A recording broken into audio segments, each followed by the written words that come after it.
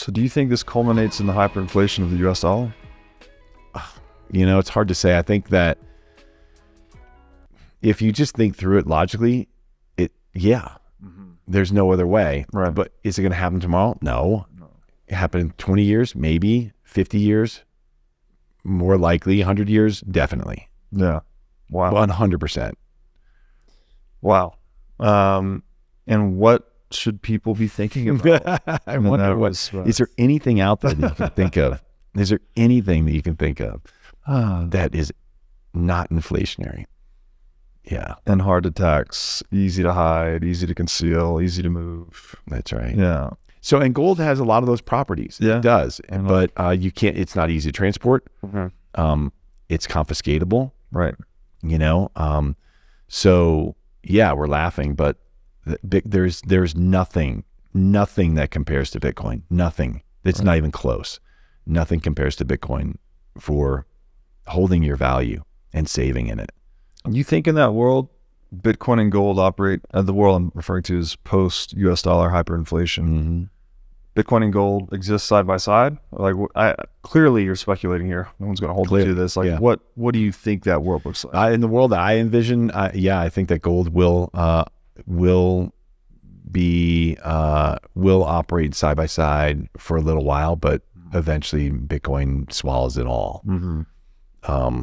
I just don't see the properties, and what'll happen is this is purely my opinion. What happens is there's just enough confidence in Bitcoin, and there's an ease of using it. The wallets are easy, the exchange, the Lightning Network, whatever. The transactions are easy, they're fast.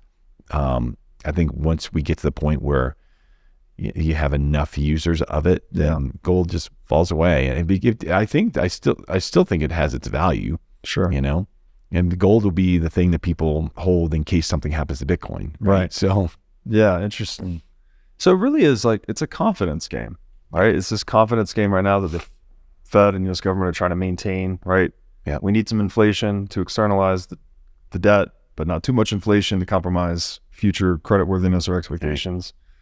And it's that psychological confidence game that we're lacking in Bitcoin right now, right? Like people still think, they view it as this upstart speculative digital asset, not as a secure economic bedrock.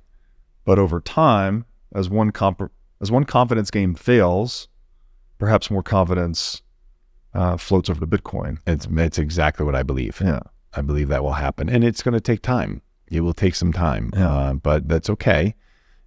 We have time. I'm not expecting this to happen overnight. Long term confidence in this protocol. So that's the only way. Yeah. And that it gives us hope though. Yeah. It's exactly what you just said. I mean, like, what if we didn't have Bitcoin? Let's ask that question. Oh, it's a dark world. Like, think about that. Yeah. I mean, gold, you'd have people hoarding just gold. Gold failed. And gold failed. Yeah. There's so much paper in gold. It's very difficult to trust that as a store of value. Right? Yeah. So, and central banks have incentive to keep that away from being a store of value. They want you to keep your money in their currencies, not in something else. Yes. So, yeah, absolutely. Yeah. Thank God for Bitcoin. Thank God for Bitcoin.